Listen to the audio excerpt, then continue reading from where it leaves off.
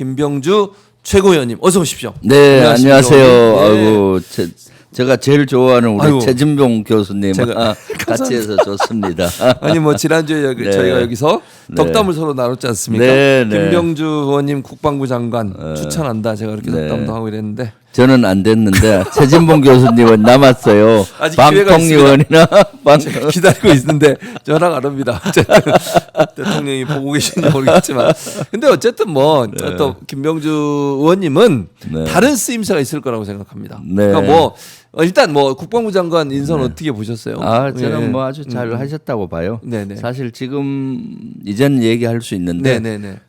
민간인 안규백 장관을 국방장관으로 쓰면 좋겠다를 제가 제일 먼저 이재명 그 당시 대표님한테 말씀드렸어요. 그러셨군요. 지난 네네. 2월 달쯤 아마 제가 네네.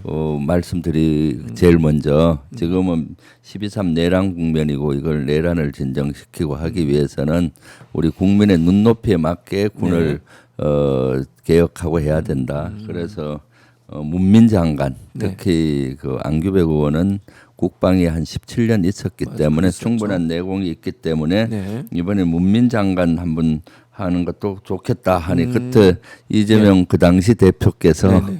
쫄깃하게 아, 들으시더라고요. 첫 번째 얘기한 사람이 김병주 사실은 의원이었다. 저예요. 그래서 아마 네. 저는 누구보다 안규백 의원이 국방부 장관 아주 잘하실 거라고 보고 네. 또 뒷받침 잘 할 예정입니다. 네. 알겠습니다. 그래서 뭐 어쨌든 김병주 우리 최고위원께서 군에서 오래 계셨기 때문에 군의 생리나 군의 시스템은 잘 아시니까 네. 뭐 국방부 장관이 되시더라도 안규백 의원이 네. 많은 조언을 들어야 된다고 생각합니다. 그럼요. 예, 네, 네. 운영하는데 또 네. 그게 필요하다고 보고 또 김병주 의원은 뭐 국회에 계시면 최고위원도 하시지만 앞으로 네. 또 여러 가지 일들을 하셔야 된다고 저는 봅니다. 네, 네. 또 그렇습니다. 그 경기도 의원들이 많이 있지만 네. 남양주에서 네. 하시잖아요. 네, 네. 네, 그래서 그렇죠. 네. 그 경기도에서 활동을 많이 하시니까 네, 경기도와 관련 있는 의미 있는 일 좀 하셨으면 좋겠어요. 개인적인 생각입니다. 저는 네, 네. 그렇게 생각하고요. 네, 경기도의 그럼- 자랑 김병주 네. 의원이 꼭 경기도에 의미 있는 일을 하셨으면 좋겠다. 네. 서울이 아니고 경기도에 아, 네. 의미 있는 일을 하셨으면 좋겠다. 잘 이런 생각- 새겨 듣겠습니다. 알겠습니다. 우리 시청자분들 많이 새겨 들어주시고요. 경기도에서 의미 있는 일을 했으면 좋겠어요. 네. 다른 지역 말고 경기도 네. 출신이시고 그렇죠. 또 지금 경기도 의원이시니까 저희 지역이 남양주을이고 그러니까요. 지금 경기도의 네. 남양주을이라서 예. 제가 어디보다도 남양주을과 경기도에 대한 내정은 그러니까. 많이 있죠. 그래서 기사도 나왔네요. 네, 보니까 네, 사성장군 출신 김병주, 안규백 국방장관 후보 제가 추천했다. 네, 아침에 CBS하고 아, 인터뷰할 라디오에서? 때 아, 그러셨군요. 저걸 공개했어요. 예, 예, 그래서 그러셨군요. 다들 제가 국방부 장관 안 됐다고 네, 네. 뭐 위로하고 막 그랬더라고요. 네, 그래서 네. 제가 저 얘기를 요새 이제 어저께부터 공개를 했어요. 아니다, 내가 제일 먼저 추천했다. 그러니까 예, 국방부 장관은 이제 안규백 의원이 하시지만 이제 네. 예, 추천이 되셨지만 네. 아까도 말씀드렸던 경기도 출신 경기도 의원, 네, 경기도에 지역구가 있는 국회의원 김병주는 경기도를 위해서 일해야 된다. 네. 지금 몇 번째 제가 강조해 경기도를 위해서 일할 수 있는 아이고, 기회를 꼭 감사합니다. 여러분이 함께 잘 해주시기 새겨 바라겠습니다. 듣겠습니다. 예, 알겠습니다. 네, 네, 자, 먼저 최고위 오늘 발언하셨죠, 의원님? 네, 최고위 네. 발언 어떤 얘기 하시는지 좀 소개해 주실래요? 뭐 오늘 예. 많은 얘기를 했는데 네, 네. 오늘 먼저 6.25 맞습니다. 기념 전쟁일이라서 네. 6.25 아픔을 잊고 잊지 말고 평화를 만들어 가자. 네, 네. 현재 이재명 정부에서 평화를 만들어 가지 않습니까? 네. 그러기 위해서 평화를 만들어 가고 네. 다시는 6.25 같은 아픔이 없도록 압도적인 힘을 가지고 평화를 견인하자라는 메시지를 냈었고요. 그다음 이제 이스라엘하고 지금 이란이 중동전을 했잖아요. 네. 그래서 휴전 국면으로 들어가고 있는데 네. 그런 사항에 대해서도 평가를 했고요. 아직 끝나지는 않았다. 그렇습니다. 그렇기 때문에 국민의 안전을 위해서 우리 정부와 당이 앞장서서 하겠다는 것들 말씀드리고 네. 또 지금 코스피가 3,100을 맞습니다. 돌파했잖아요. 네. 그래서 지금이 경제적으로 소비 심리도 회복하고 경제적으로 회복하고 있는 것 같아요. 그래서 이런 소비 심리와 경제가 회복하고 있는 심리를 실제 경제가 회복되도록 해야 된다. 네. 그러기 위해서는 추경이 지금 국회에서 맞아요. 심의하고 있는데 네, 네. 최대한 빨리 이것이 되도록 해야 되고 내일 또 이재명 대통령께서 국회 오셔서 시정연설이 그렇습니다. 계획되어 있거든요. 네. 그래서 그런 추경에 대한 그러한 당부도 했었고요. 네. 그리고 오늘 그거 말고도 이제 검찰에서 이제 윤석열 내란 수계를 체포영장 청구한 이런 문제라든가 네. 내란 특검에 대해서도 얘기했고요. 음. 그다음 오늘 보니까 여러 가지들 중에서도 그 네. 대북 송금에 네. 관련해서 그 한 분이 관련됐던 분이 증언을 한 인터뷰 기사가 그것은 경기도와 무관하다. 네, 자기들 맞습니다. 주가를 올리기 위한 방편으로 했다라는 했다라고? 인터뷰가 나왔잖아요. 그렇습니다. 그걸 가지고 이제 분석을 해서 이것이 검찰의 공작 정치 또는 검찰 정치의 전형을 보여준다. 네. 이재명 주기 프로젝트가 아니냐는 네. 거를 말씀드렸죠. 네. 아니, 그래서 말씀하신 것처럼 이제 네. 코스피도 뭐 JP 모건 같은 경우 1년 안에 코스피가 3,500까지 갈 수 있다 이런 네. 얘기도 했더라고요. 네, 그렇죠. 그런 그래서, 말씀도 네, 드렸죠. 하셨고. JT 모건 같은 경우는 아주 이 평가를 잘하는 그렇죠. 그런- 기업이잖아요. 네, 맞습니다. 1년 내 코스피 3,500 가겠다는데 제가 봤을 때 1년 내가 아니라 수개월 내 갈 것 네. 같아요. 벌써 3,100을 넘었어요. 돌파했는데 네, 네, 금방 올라갈 것 지금 같아요. 심리가 네. 좋아져서 네. 제가 지난 주말에 정권 계통에 근무하시는 분들을 만나서 식사할 기회가 있었는데 네. 아직도 시작이 안 됐다. 이제 겨우 불이 붙으려고 하는데 불이 안 그러니까요. 붙었다는 거예요. 네. 이제 3천 올랐는데 좋으냐 했더니 아주 정권가에서는 아주 그 미소를 짓고 있는데 지금 외국 투자금들이 많이 들어와서 저렇게 오르고 있고 네. 이제 국내도 투자 심리가 회복이 되어서 살아나겠죠. 이제 막 이제 그 국민들이 정권에 주식에 관심이 막 맞아요. 시작이 됐다. 그렇죠. 아직 불이 붙기 아직, 전이라는 맞습니다. 거예요. 불 붙었다 그러면은 자기는 5천까지 금방 갈 거라 그런 식으로 얘기를 하더라고요. 그러니까요. 네, 지금 네. 3,115.62 네. 오늘도 11.98 포인트가 상승을 했고 네. 퍼센테이지는 0.39%가 늘어났습니다. 네. 그러니까 엄청나게 빠른 속도로 지금 그럼요. 올라가고 있습니다. 네, 그만큼 네. 외국이나 우리 네. 국내에서 이재명 정부에 대한 기대, 신뢰 이런 것들이 반영됐다라고 보여집니다. 네. 자, 저희가 이제 조그만 화면으로 밑에 김민석 후보자 청문회 계속 보여드리고 있는데 어제부터 이제 이틀간 진행이 되고 있습니다. 인사청문회 어제 거 쭉 보셨을 텐데 네. 어떻게 평가하세요? 실제 청문회가 너무 아쉽더라고요. 이 국무총리 후보자 청문회면은 정책 검증을 네. 하고 능력 검증을 해야 되는데 역시나 김민석 후보자에 대한 흠집 내기로 계속 시간을 낭비하고 있는 것 같아요. 네. 그 흠집 내기도 결정타는 없었고 없었죠. 실제 재산이 2억밖에 안 되잖아요. 네. 2억밖에 안 되는데 뭐 그동안 뭐 빚을 갚는 과정이 주가 됐던 것 같은데 그런 네. 걸 가지고 자꾸 의혹을 제기하고 네. 하던데 어느 정도 저는 국민 눈높이에 수준에 맞는 해명을 했다 설명이 됐다고 봐요. 네. 얼마 수입이 되는데 얼마 썼다 이런 건데 추가적으로 뭐 6억인가 이걸 어디서 났느냐 뭐 이런 건데 사실은 그런 걸 밝히기가 대단히 어렵잖아요. 그렇죠. 근데 그 조사도 있었고 네. 출판 기념회도 있었고 또 그런 것들을 공개하기 어려운데 재혼도 공고했고 하셨고. 네, 그렇죠. 또 사실 저도 집안의 가장이지만은 네. 가장으로서 가장 좀 자존심 상할 때가 돈이 없어서 처가의 처가를 도움을 돈 받는 받는 거죠. 거잖아요. 네, 밝히기 아이고 싫죠, 그런 것까지 네, 다 밝혔잖아요. 얘기했- 네, 아예 맞아요. 그때 없어서 그리고 또 얼마 받는지 모르죠. 아니 네. 부인이 가서 받는데 얼마 받는지 꼭 자기 물어볼 수 당연하죠. 뭐 없잖아요. 얼마 받아왔어 이렇게 할 수가 아유, 없죠. 없죠, 이렇게. 네, 네. 그래서 이런 것까지 가정사의 아픔까지 이렇게 건드려가면서 이렇게 하는 모습에 이제는 청문회 방법이 바뀌어야 되겠다 해서 그러니까. 지금 저도 청문회 법을 개정하기 위해서 지금 법안 발의 중에 있거든요. 네네. 그래서 이런 가정사라든가 도덕성 검증은 비공개로 하고 네네. 정책 검증 그러니까 능력 검증만 공개로 하는 방법. 이건 미국은 이렇게 해요. 하고 있습니다. 미국은 사실 도덕성 검증은 별도 기관에서 네. 하고 거기서 이상 없다는 그 보고서를 그렇습니다. 보내면 그걸로 신뢰하는 것이고 맞습니다.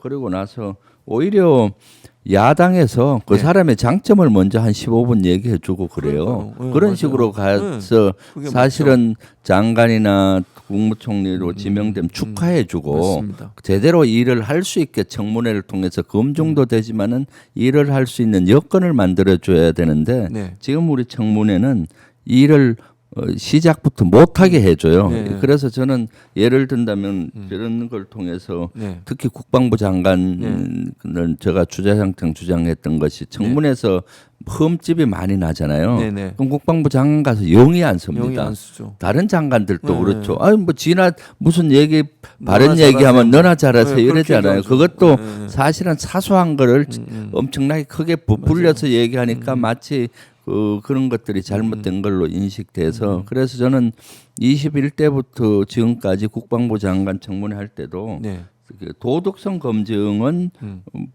그거는 이제 공개적으로 하지 않고 개별적으로 질의하고 자료 받으면 그걸로 보면 되잖아요. 네네. 그리고 공개적으로는 정책 검증 위주로 그렇죠. 주도했거든요. 그렇게 그렇습니다. 가야 되는 거죠. 그렇죠. 그렇게 네. 가야 되는데 지금은 뭐 챙피 주기식 뭐 그냥 뭐 다 해명됐는데도 그걸까지 꼬투리를 잡고 이렇게 하는 모습이 너무 안타까운데 이번에 사실 예. 저도 네. 뭐 우리 최진봉 교수님도 국민 추천을 저를 장관에 해주시고 많은 분들이 장관에. 해주시고 하니까 항상 신문에 하마평 네, 맞아요. 이순희가 안규백, 김병주. 김병주 뭐 네, 또는 그렇게 몇 돼 명 있죠. 이렇게 네, 맞습니다. 나오니까 네. 우리 아들하고 딸이 있는데 네. 제발 아빠 하지 청문회 말라고? 가지 마라. 장관을 왜 하냐.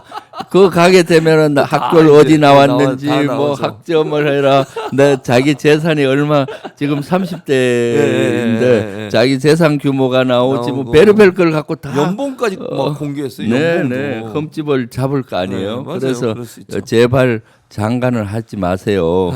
아빠나 열심히 정치하는데 자기들의 삶을 끌고 들어가지 않았으면 좋겠다는데 지금 보면은 자식, 가족 지금 심지어 전처까지 전처까지 그거 이게 가족 뭡니까, 사이의 진짜. 아픔이잖아요. 그러니까요. 그리고 자료 제출 안 했다고 뭐 계속 욕 뭐라 하는데 자료 중에 보면은 네. 제출할 수 없는 것들이 많아요. 전처에 뭐 무슨 뭐 출입국 기록이니 네, 그런 뭐 걸왜 등등 뭐 무슨 은행 거래 내역이니 뭐 이런 것들이 많잖아요. 그리고 자녀의 뭐 성적표, 네, 생활 그럼 기록부 그걸 왜- 그게 왜 필요한 겁니까? 필요하지 않죠. 청문회에서 그리고 그게 왜 특히 필요해요? 전처는 이미 남이에요. 그렇죠. 그리고 이미 의원하고 전처가 된 경우는 네. 어떻습니까? 관계가 좋은 경우도 있지만 나쁜 그럴 경우도 수도 있잖아요. 그 아픔을 다시 끄집어낸다는 네네. 것 자체가 아우 전 참 진짜 이해가 안 됩니다. 이해가 안 되는 그런 정말 분야죠. 기본이 안 돼 있는 네, 네. 그런 상황이라는 생각이 듭니다.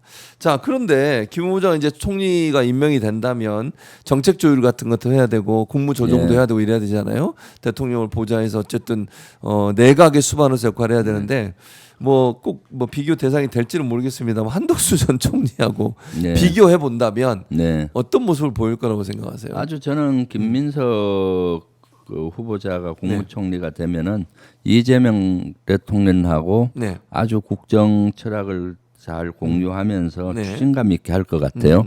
한덕수 사실은 전 총리 같은 경우는 뭐 윤석열 전 대통령하고 실제 같이 근무한 것도 없고 네. 갑자기 이렇게 와서 전형적인 관료로서의 뭐 새로운 일을 하는 것보다 겨우 현상 유지에 급급했잖아요. 네. 그런데 김민석 후보자는 제가 최고위원으로서 1년 가까이 같이 옆에서 맨날 있었죠. 생활했잖아요. 네, 맞습니다. 그리고 21대부터 같이 생활을 해보면은 네. 상당히 정치적인 내공을 갖고 있어요. 30년 동안 이런 내공을 가지고 있고 그 중에서도 한 20년 가까이 참 어려운 시기를 보냈잖아요. 그래서 지금은 대단히 성숙돼 있고 그리고 무엇보다도 수석 최고위원 당선될 때부터 네. 이재명 정부의 집권 마스터 플랜을 짜겠다 해서 실제 수석 최고위원 하면서 이재명 정부가 들어섰을 때 마스터 플랜을 짜고 했기 때문에 네. 이재명 정부의 비전가청 사진을 이재명 대통령과 가장 많이 공유했던 분이에요. 그럼 네. 그것을 이제 행정부에서 실현을 시킬 수가 있고요. 네. 또 통찰력과 추진력이 아주 강해요. 네. 추진력도 아주 강하고 통찰력이 있고 네. 그래서 중심을 잡고 일하는 국무총리로 자리매김할 것 같아요. 네, 그냥 자리 지키는 국무총리가 아니고. 아니라 일하는 국무총리로서 자리매김할 것 같고 네. 또 이재명 대통령하고 훨씬 탄회하게 네. 이렇게 소통이 잘 되거든요. 그렇기 때문에 그 대통령실과 행정부 간에도 잘 이렇게 소통되면서 네. 가지 않을까 싶습니다. 네. 그 사이에 우리 이제 작가가 옛날 사진 하나를 찾아냈어요. 요 사진입니다. 요 사진. 네네. 남자의 선을 살려주는 명품 정장 땡땡땡땡. 네. 여기 광고 모델을 했어요. 아우 그 브랜드 없어졌어요? 네. 저기 저런 게 있었나요? 저는 기억도 안 나는데 어쨌든. 네. 그러면서 국회의원 김민석 양복 광고, 사실 의상 광고. 2000년 초만 해도 네. 김민석은 스타였죠. 그랬었죠. 대단한 맞아요. 스타였고 네.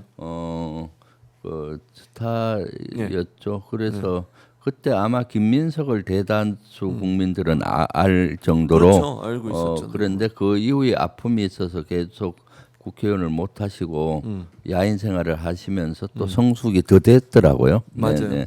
네. 그러니까 저나 김병주 의원도 광고 좋아합니다. 네. 연락 주시기 바랍니다. 아니 그러니까. 또 김병주 의원님 안보 관련해서 뭐 이거 하시면 경비 업체 이런 거 하시면 되잖아요.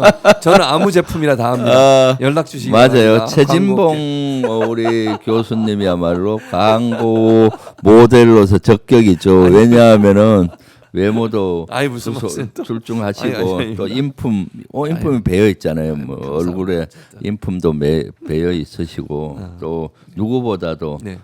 전봉에 서서 윤석열 정부와 맞서 네, 싸워서 이기고 네. 지금 이재명 정부 성공을 위해서 그러니까요. 이렇게 열심히 일하시는데 일하고 있습니다. 또 대중적인 인기도 아주 높으시잖아요. 모델로 의원님이. 딱이다. 모델로 딱이다. 근데 모델보다는 네.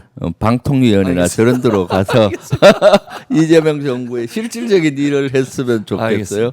알겠습니다. 잘 새겨 듣도록 네, 하겠습니다. 네. 경기도는 김병주 의원께 맡기고 가도록 하겠습니다. 자, 이 오늘도 이제 나왔던데 아까 뭐 청문회로 주진우 의원이 지금 이제 활동을 하고 네. 있는데 주진우 의원에 대한 의혹이 도리어 많이 나오고 네, 있다 이런 얘기들이 그렇죠. 나오고 있습니다. 청문회 네. 과정에서 네. 주진우 의원에 대한 의혹 가장 큰 문제 뭐라고 보세요? 저는 뭐 재산 문제라고 봐요. 그러시군요. 지금 주진우 의원이 계속 공격하는 것이 네. 김민석 후보자의 재산 형성 과정의 그렇죠. 문제. 예. 재산 2억밖에 안 돼요. 네, 맞아요. 그리고 빚을 갚아가는 과정의 그러니까요. 문제. 네. 얼마나 고충이 했겠습니까? 그런데 네. 본인은 제가 알기로 한 70억 정도 그렇게 재산이 얘기가 있는 것 나왔더라고요. 같고 여러 가지 그런 것들을 명확히 해명을 할 필요가 있는 것 같아요. 네. 그래서 사실은 뭐 본인이 좀 떳떳해야 이렇게 할 수가 있지 그렇죠. 않습니까? 그래서 이 문제에 대해서는 강덕구 의원이나 뭐 또는 박찬원 의원이 계속 주진우 의원에 대한 문제 제기를 하고 했지 않습니까? 네. 그러면 본인도 그런 거에 대해서 꼭 청문위원으로서가 아니라 네. 그런 문제 제기가 되면은 네. 본인도 떳떳하게 이런 해명을 하고 설명을 할 필요가 있는 거죠.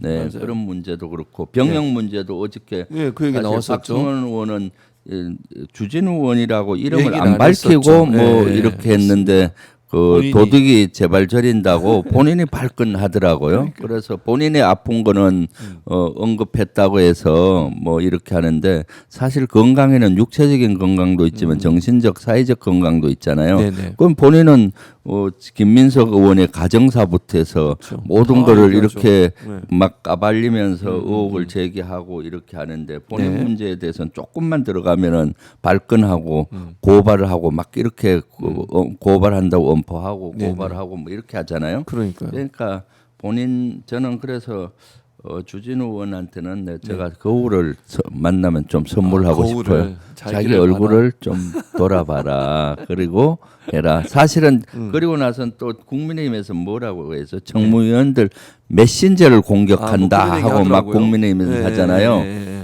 지난 국정조사 청문회 때 내란 국정조사 네. 청문회 때 주진우 의원도 청문위원이고 저도 했어요. 네.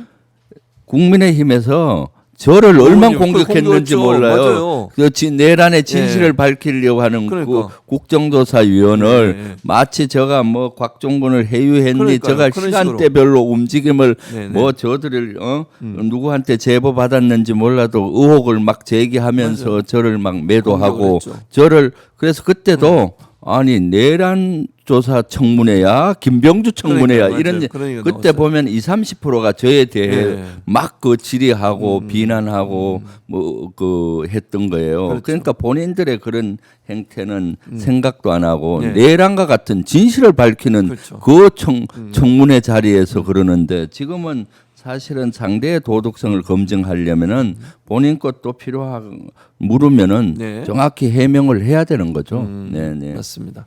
그래서 지금 자기들 내로남불의 전형이에요. 한마디로 네, 얘기하면. 내로남불 그렇죠. 네. 내로남불의 전형이죠. 네. 네.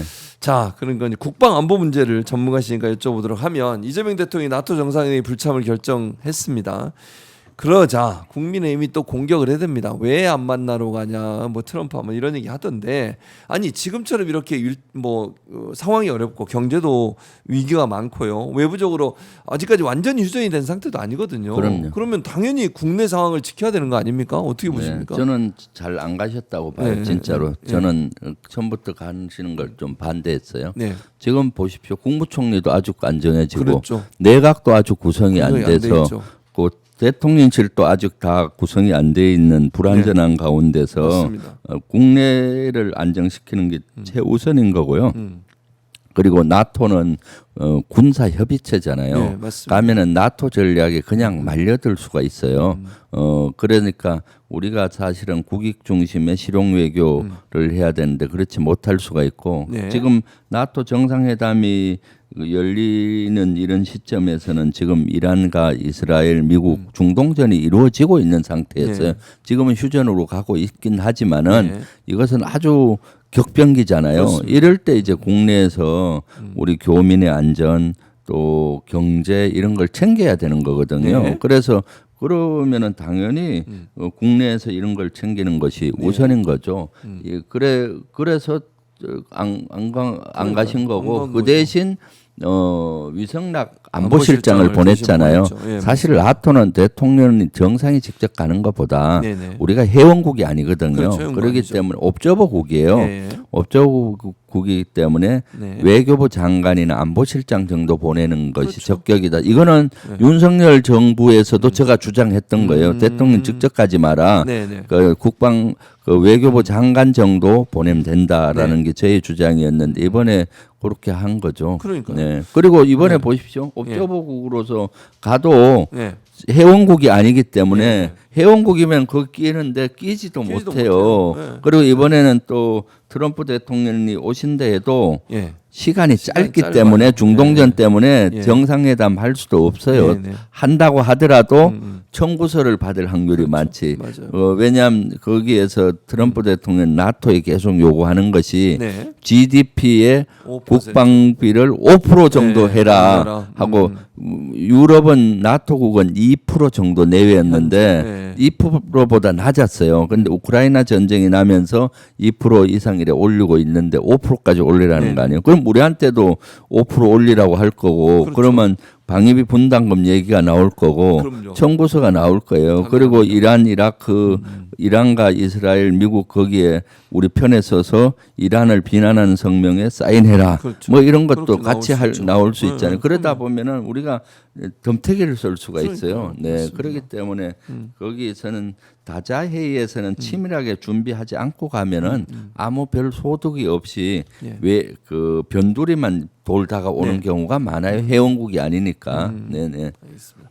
그래서 일본의 이시바 총리도 네. 나토의 불참을 발표했는데 이게 우리나라 이재명 대통령이 발표하고 나니까 네. 제 개인적인 생각이다만 눈치 보고 있다가 자기도 그냥 쓱 안 간다고 한 게 아닌가 하는 생각이 개인적으로 듭니다. 아 그렇죠. 그러니까. 그럴 저는 네, 확률이 호주 아주 많다고 총리도 봐요. 안 가기로 그렇죠. 했고요. 네. 원래 예. 나토에서 옵저버국으로 4개국을 어떻게든 연결시키려고 해왔어요. 네. 그 4개 국가가 호주, 네덜란드, 우리 대한민국과 일본이에요. 네네. 이 4개 국가를 연결하면은 나토와 이렇게 연결해서 인도 태평양 전략이 미국 입장에서 완성이 돼요. 네. 중국과 러시아의 포위 전략으로 보이는 건데 그래서 4개 국가를 어떻게 연결하려고 하는데 윤석열 정부에서는 그걸 덥석 물었어요. 그래서 거기에 하다 보니까 여러 나라들 중국이나 러시아 뭐 여러 나라들하고 또 동남아 국가하고도 별로 좋은 관계가 유지가 되지 못했고 그래서 이번에 이 4개 국가도 껄끄러운 거예요. 옵저버국으로 가서 덤탱이 쓸 확률이 많잖아요. 그러니까 이란, 호주 눈치 보다가 우리 안 간다고 하니까 을사줬다고 우리는 안 가. 부담이 줄어들잖아요. 제일 먼저 얘기하는 사람이 제일 부담인데. 그렇지 않았나 저는 그러니까, 그래서 생각하고 저도 그런 있어요. 생각이 들어요. 맞습니다. 네덜란드는 좀 약소국이잖아요. 네. 그러니까 어떻게든 가서 또 해야 되고. 근데 네 개국 중에 세 개국이 정상은 안 간 거예요. 아마 맞습니다. 장관급은 갔을 수 그럴 있겠네요. 것 같아요. 예. 호주도 국방장관이 간다 네, 그러고요. 네, 대신 네, 가니까. 네. 자, 중동 전쟁 얘기도 좀 해봐야겠는데 이스라엘과 이란의 휴전 합의 소식은 예상 밖의 전개였긴 했는데 아직까지도 완전 휴전된 게 아까 잠깐 제가 기사 보여드렸습니다만 이란도 지금 계속 공격하겠다는 입장을 보이고 있고 이스라엘도 휴전 협정을 이란이 어겼다고 주장을 하고 이러면서 한시까지는 불안한 동거가 지금 계속되고 있는데 네. 그 트럼프의 발표가 어떤 정치적 외교적 의도가 있다고 생각하세요? 휴전 관련해서 왜 미국은 이렇게 휴전을 쭉 이렇게 진행해 왔는지? 네. 예. 큰 틀에서는 휴전에 대해서 그 틀이 잡힌 것 같아요. 네. 그래서 아마 트럼프 대통령이 자기 SNS에 올렸잖아요. 네. 이제 휴전하고 뭐 이렇게 맞습니다. 그랬을 때 그 휴전으로 가는 건 맞다고 봐요. 네. 왜냐하면은 이스라엘에 있는 장관도 네. 이스라엘과 트럼프의 결단에 감사하다라고 올렸으니까 그런 것 같고 네. 이란의 장관도 우리는 휴전을 얘기한 바가 없다. 단지 이스라엘이 공격을 몇 시까지 멈추면은 자기들도 추가 대응은 안 하겠다. 그건 자존심 문제니까 그렇죠. 휴전을 네. 인정하면은 자기들이 패배를 인정하는 것 같잖아요. 네네. 신나게 얻어 터지고 바로 휴전하니까 그렇지 않습니까? 예, 예. 피해가 많은 상태에서 휴전이 되면은 국내 여론도 안 좋으니까 좋죠. 휴전을 인정은 안 하지만은 이스라엘이 공격 안 하면 더 이상 우리도 대응을 안 하겠다는 식으로 얘기했기 때문에 큰 틀의 휴전은 이루어진 것 같은데 네. 사소한 이런 충돌은 지속될 겁니다. 그리고 이 이후에도 네. 이제 핵 협상을 위한 정치적인 협상 테이블이 이루어지겠죠. 그때까지 치열한 신경전으로 소규모 이런 서로 미사일로 주고받는 이런 정도는 지속될 수가 있다라고 보여집니다. 자 그러면 향후에 미국의 외교 정책이 어떤 영향을 미칠 것이 이것도 좀 눈여겨 봐야 될 것 같은데 이런 상황이 향후 미국의 외교 정책 변화를 이끌어올 수 있을까요? 어떻습니까? 네, 저는 미국이 이번에 특히 트럼프가 네. 자신감을 많이 얻었다고 봐요. 이것이 완전히 휴전되면은 네. 자기들이 개입해서 그렇죠. 실제 실적이라고 생각하죠. 예, 하고 그 이란을 어느 정도 그 핵 개발을 저지를 어느 정도 했고 이란을 다시 협상 테이블로 데리고 와서 핵 개발 의지라든가 이런 걸 할 수가 있게 되기 때문에 그거 봐라 트럼프 입장에서 내가 딱 개입하고 하니까 이렇게 되지 않느냐 네네. 하고 트럼프 입장에서는 큰 성과일 거예요. 그리고 중동에서의 패권을 더욱더 강화할 거라고 보고 있고요. 그러면 우리 한반도의 영향이 문제인데 네. 한반도도 지금 북한을 비핵화를 해야 되지 않습니까? 네. 그러면 북한하고 미국의 협상, 우리도 관련하고 여기에서 트럼프가 자신감을 갖고 하는데 제발 오판은 안 했으면 좋겠어요.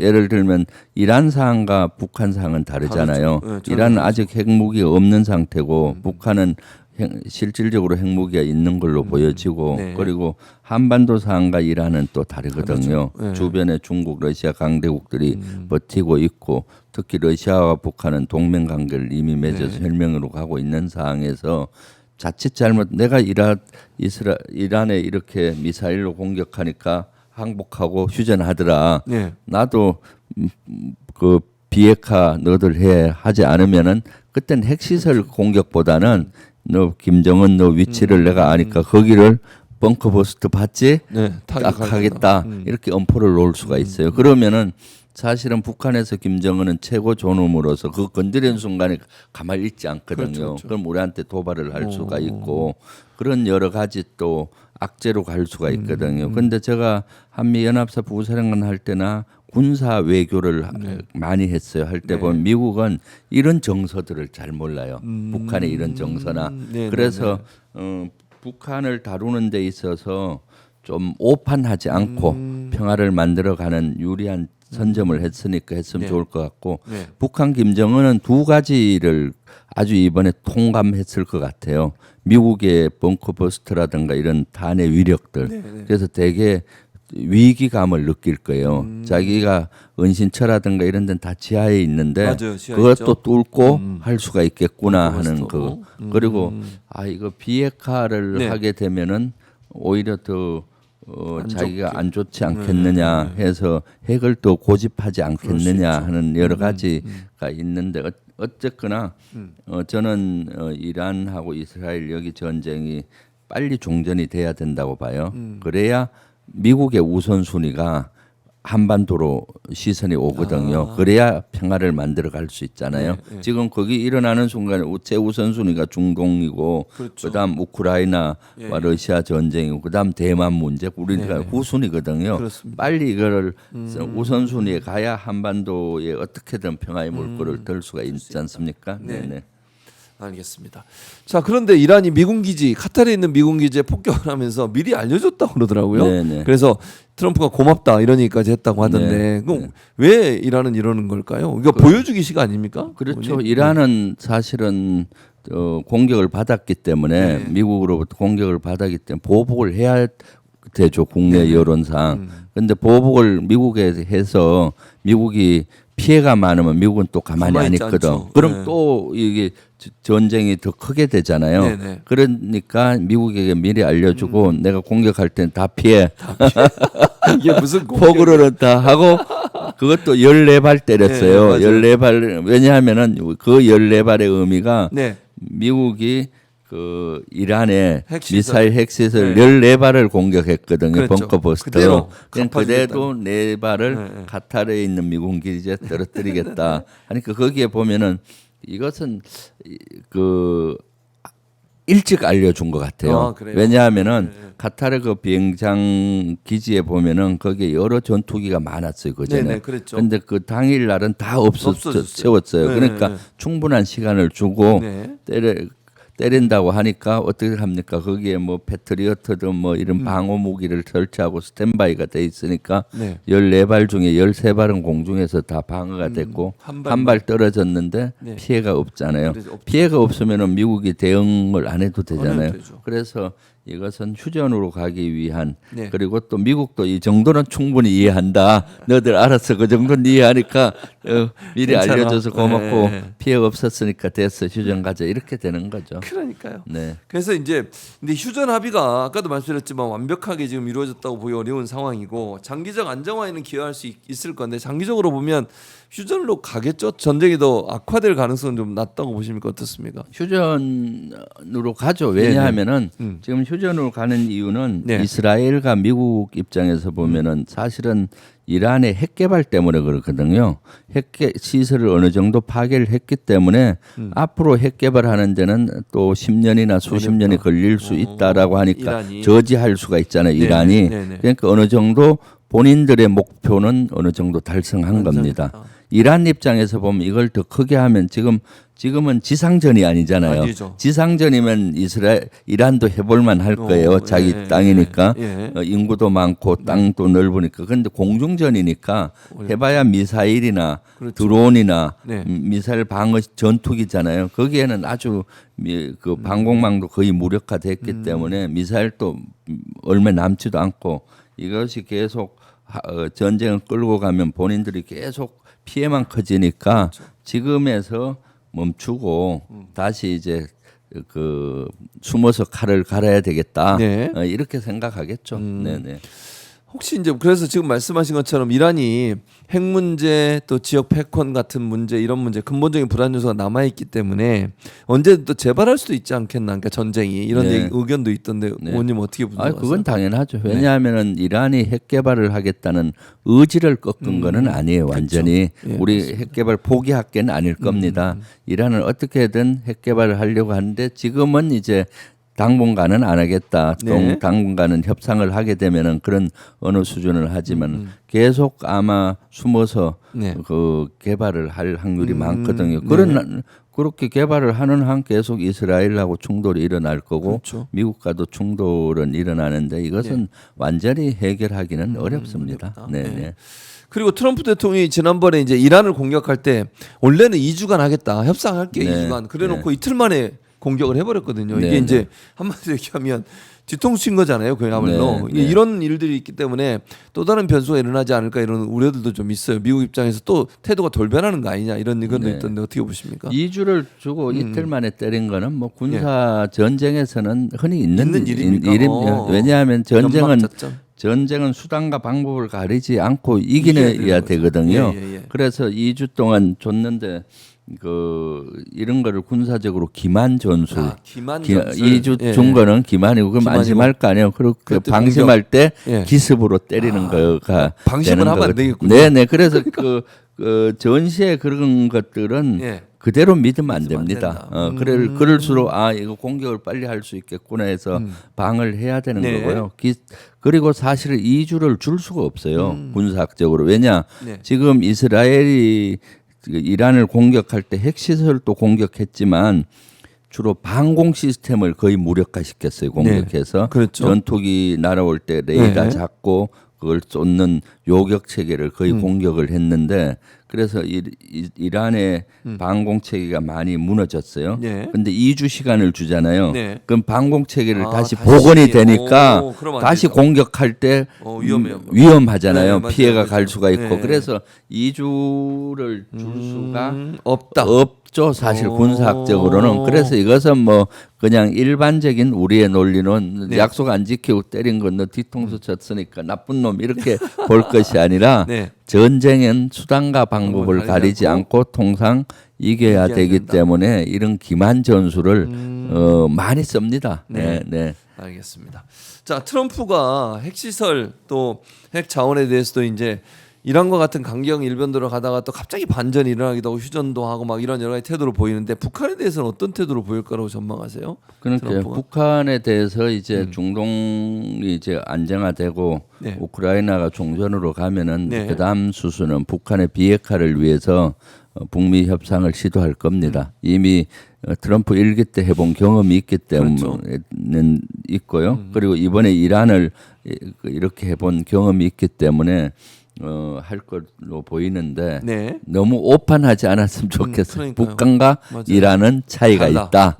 우리는 전쟁을 하면 안 되지 않습니까? 그렇죠. 안 되죠. 절대로 안 어떻게든 되죠. 북한을 잘 달래서 네. 평화의 물꼬를 터야 되는 문제가 있는데 네. 혹시 오판할까봐 제가 좀 걱정돼요. 왜냐하면은 네. 2017년도에 네. 트럼프가 일기 정부 때 되고 나서 그때 북한이 막 핵실험을 하고 막 장거리 그랬었죠. 미사일 개발했을 때 미국은 전쟁을 해서라도 북한을 비핵화시키겠다라고 트럼프가 생각을 했었고 실제 주한미군뿐만 아니라 미국은 전쟁 준비를 했어요. 그 당시에 예, 그때 예. 제가 연합사 부사령관 할 때니까 너무 잘 알잖아요. 네네네. 그래서 이러면 안 되겠더라고. 그래서 네. 계속 국방부를 통해서 설득을 또 하셨군요. 대통령실에 보고를 계속했죠. 네네. 미국의 동향을. 그래서 그때 문재인 그 당시 대통령께서 이러다가 전쟁 나겠다. 그래서 선언을 했어요. 전쟁은 절대 안 된다. 네. 그러면서 미국과 북한을 설득시키기 시작을 했고 그래서 평창 동계올림픽을 기점으로 평화의 물꼬가 터졌거든요. 그래서 실제 북한을 비핵화하는 문턱까지 갔다가 맞아요. 트럼프와 김정은의 노딜이 미숙함으로 하노이 노딜이 됐죠. 제가 봤을 때 그때 트럼프의 인내력이 부족하고 그렇죠. 김정은의 미숙함 때문에 하노이 회담에 직전까지 갔는데 그걸 못 넘은 것 같아요. 그때 넘었으면은 지금 좀 그렇죠. 엄청나게 우리에게는 기회가 되고 맞아요. 북한은 비핵화의 길을 갔을 텐데 그때 제가 연합사령관한테도 그걸 네네. 얘기를 들었거든요. 네. 하노이 갈 때 자기들 이미 합의서가 다 만들었다. 그걸 갖고 가서 서명만 하면 된다. 비핵화 관련해서요. 네네 그런 거 비핵화 그다음 북한에 뭐 여러 가지 해줄 문제 이런 것들 다 만들어서 갔는데 그때 이제 제가 쭉 분석해 보면은 트럼프가 인내력이 부족해요. 그러니까 좀 더 인내를 가지고 조금 더 기다리고 그러니까요. 그리고 김정은도 이런 큰 정치를 못 해봤잖아요. 그러니까 미숙하고 거기 겹치다 보니까 문턱 직전에서 노딜이 되면서 다시 이렇게 북한이 핵 걸 갖게 되는 이런 아주 불행한 일이 생긴 거죠. 아유, 참 안타까운 얘기네요. 네. 듣고 나니까. 근데 지금 이제 이렇게 국제사회가 전쟁 그다음에 뭐 자기들의 정치적 이해관계 이런 걸 위해서 군사력을 동원하는 일들이 발생하고 있으니까 우리도 외교 정책이나 국방 정책 전략을 잘 세워야 될 것 같은데 이재명 정부가 지금의 이런 국제 상황에서 어떤 정책을 해야 된다고 생각하세요? 저는 뭐 이재명 정부가 표방하는 국익 중심의 실용 외교를 해야 되는 거죠. 윤석열 정권에서는 실제 이념 외교를 했잖아요. 이념 가치 외교를 외교, 했죠. 네, 민주주의를 같이 하는 나라와는 네, 맞아요. 그 우군이고 그렇지 않으면 적군처럼 이렇게 했었는데 그러다 보니까 적이 많이 생겼고 네. 우리가 입지가 좁아들었잖아요. 사실은 국제사회는 영원한 적도 영원한 맞습니다. 우방도 없어요. 네, 없습니다. 그래서 그때 국익을 최우선적으로 해서 실용 외교를 해야 되는 거죠. 네. 네, 네. 자 그리고 이제 내란 수사 얘기도 좀 해봐야 할 것 같습니다. 네, 예. 김용현 전 국방장관 법원의 직권 보석 결정에 맞물려서 항고를 했는데 고법이 이걸 기각했고요. 추가 영장, 구속영장 발부 심사가 이제 오늘 있습니다. 네. 어떻게 전망하세요? 구속영장이 발부될 걸로 보세요? 어떻게 저는 뭐 보세요? 영장이 될 걸로 봅니다. 왜냐하면 내란 특검이 아주 의지를 가지고 네, 하고 조은석 있고, 특검이, 예. 예, 그리고 법원에서도 지금 윤석열 내란 수계가 버젓이 저렇게 길거리를 활보하고 반발의 차림으로 편히 네. 다니고 하는 것들에 대한 국민적인 분노가 많잖아요. 맞습니다. 그래서 이런 것들을 법원에서도 충분히 알 것이라고 보고 있고, 네. 그래서 현명한 판단을 하리라고 생각합니다. 알겠습니다. 그럼 지켜보면 될 것 같고 네. 또 하나 김용현 전 장관도 물론 구속 기간이 만료가 되지만 뭐 다른 사람들 있잖아요. 내란 피해자들 특히 네, 사령관들 네. 보니까 30일 날 이진우 전 사령관 다음 달 7월 2일에 박안수 전 육군참모총장 그리고 7월 7일에 김봉식 전 서울경찰청장 그리고 7월 9일에는 노상원 전 정보사령관 이 여인영 문상호 전 상관에 대해서는 군 검찰이 추가 기소를 해서 구속영장 발부를 요청한 것으로 전해지고 있는데 다른 사람들 그러니까 이 사람 여인영 문상호 빼고 이진우 박완수 그다음에 김봉식 노상원 이런 사람들은 어떻게 해야 되는지 뭐 어떻게 혹시 알고 계신 게 있으세요? 어디? 그러니까 그 인원 외에 네. 내란 피해자에 대한 정보는 지금 확인이 잘 안 되고 안 되고 있잖아요. 있죠. 네. 그래서 만약에 추가 기소라든가 추가 구속영장 발부를 안 하면은 풀려날 수밖에 그런 상황이 없잖아요. 돼버리잖아요. 그런데 이제 내란 특검에서는 빨리 제가 봤을 땐 그런 인원들도 군사법원, 군사 검찰하고도 같이 협조해서 네. 그 사람들도 사실은 지금 기소된 거 말고도 네네. 여죄들이 꽤 많을 거예요. 그렇죠. 수사 과정에 그런 걸로 빨리 기소를 해서 구속 수사를 계속 해야 되는 거죠. 네, 그래서 아마 내란 특검이 가장 지금 발빠르게 움직이고 있는 것 같아요. 3대 특검 중에. 네네, 그래서 맞습니다. 그런 것까지 고려하지 않을까. 하여튼 내란 수계나 내란 주요 임무 종사자들은 거리를 활보하게 해서는 안 된다. 네, 그런 것들을 좀 내란 특검이 깊이 인식하고 네. 또 법원에서도 그런 것들의 국민적인 그런 것들을 잘 인식했으면 좋겠습니다. 네. 그러면 가장 이제 말씀하신 것처럼 거리로 활보하는 사람 중에 제일 국민들이 열받고 화나는 사람이 바로 내란 수계 피의자 윤석열입니다. 윤석열 전 대통령이 경찰에 3차 출석 여기서 불응하고 이 검찰에서 이거를 경찰에서 특검으로 넘겼거든요. 특검이 네. 바로 체포영장 발부 그렇죠. 요청을 했습니다. 네. 이거 뭐 이렇게 한 거 당연하다고 생각하시는 거죠? 당연하죠. 어머님? 출석 예, 요구를 경찰에서도 여러 번 했고 네. 그걸 인계받았기 때문에 연속선상이거든요. 네. 그래서 3회 거절 시는 체포 절차가 맞습니다. 진행되지 않습니까? 네. 그래서 아마 오늘쯤 체포영장 이것이 결정이 날 것 그럴 같은데 가능성이 있습니다. 네, 네. 법원에서 아마 현명한 판단을 해줄 네. 것이라고 기대하고 네. 기다려야죠. 뭐. 기다려봐야죠. 네, 근데 네. 뭐 국민들은 네. 저렇게 내란 수계 피의자가 막 활보하고 돌아다니고 뭐 상가 다니질 않나, 뭐 공원을 다니질 않나, 개 산책을 시키질 않나 저런 모습 보면서 화가 더 나는 거 아니겠습니까? 그렇죠. 네. 자 민생 추경 30조 원 지금 추진하고 있고 국회가 이제 뭐 동의를 해줘야 되는 건데 의원님 이게 30조 추경이 필요한 이유 그리고 특별히 소비 쿠폰이 필요한 이유 어떻게 보십니까? 네, 지금 경제가 아주 바닥이지 않습니까? 네. 민생이 어렵고 그래서 이번에 20조 하려고 하다 늘려서 30.5조 원이 네. 정부안이에요. 네. 그래서 사실 이게 넘어와서 지금 국회에서 심의 중에 있죠. 네. 오늘부터 국방위도 심의가 시작이 되고 있고요. 네. 그리고 내일은 대통령께서 직접 국회에 오셔갖고 추경의 필요성에 대해서 국회의원과 국민께 자세히 설명을 드리고 협조를 요청할 걸로 보입니다. 네. 그래서 이것이 빨리 돼야 지금 이제 소비 심리가 막 살아나고 있거든요. 그렇죠. 소비 심리도 살아나고 있고 투자 심리도 살아나고 있고 이것이 실물 경제가 살아나게 해야 되는데 그 역할을 저는 추경이 할 거라고 봅니다. 그래서 빨리 추경을 해야 되는 거고 소비 쿠폰 같은 경우는 사실은 내수 시장을 활성화하는데 아주 중요하거든요. 그래서 그런 것들이 빨리 이루어져야 된다고 봅니다. 네. 네. 그래서 국민의힘에서 빨리 협조를 해야 되는 거죠. 그러니까요. 네. 근데 자꾸 국민의힘은 소비 쿠폰에 대해서 막 뭐 문제 있다는 식으로 이게 무슨 현금성 살포 현금이 아니거든요. 네. 그 뭐 아니 그 지역 화폐든 또는 뭐 지역 상품권이든 이런 걸로 이제 주는 거잖아요. 네, 그렇죠. 근데 이거를 현금성 자산이라고 현금을 살포한다 이런 말을 하고 있어가지고 좀 화가 납니다. 어쨌든. 그러니까요. 네. 자, 김병주 의원과 지금 얘기를 나눠봤습니다. 의원님 이제 마지막으로 네. 국방부 장관 네.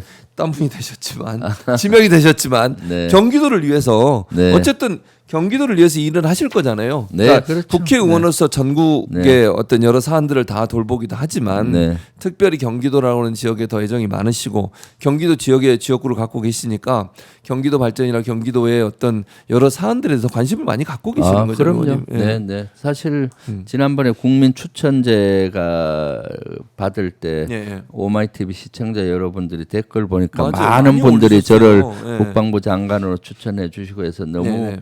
부족한 저를 그렇게 해주셔서 감사합니다.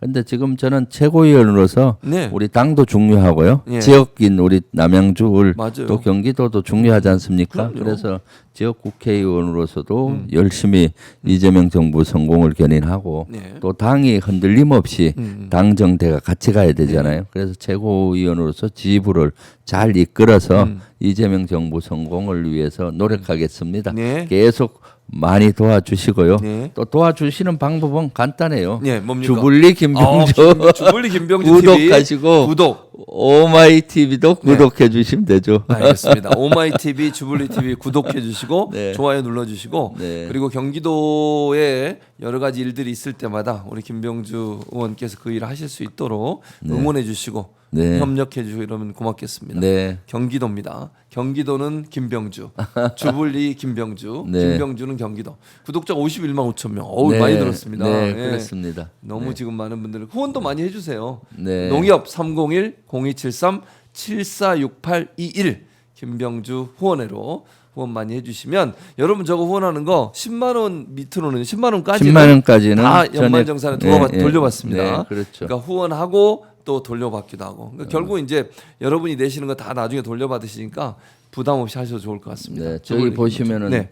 딱 그 주불리에 보면은 오늘 라이브 선을 오, 예, 넘어도 맞아요. 한참 넘었다. 한참 넘었다. 김민석 후보 뭐 정문의 진해 네, 이런 네. 것도 있고요. 여러 올라왔네요. 가지 많이 네. 있죠. 그렇습니다. 저희랑 같이 지금 같이 네. 공동으로 생방송하고 있거든요. 네, 그래서 네. 우리 김병주 의원 많이 응원해 주시고 경기도의 자랑입니다. 경기도를 위해서 일할 수 있는 기회가 많았으면 좋겠다. 그런 말씀 드리면서 오늘 의원님 수고 많으셨습니다. 네, 감사합니다. 자, 저희는 오늘 아침 최진봉의 핫스팟 시간 마치고 저는 내일 아침에 또 찾아뵙도록 하겠습니다.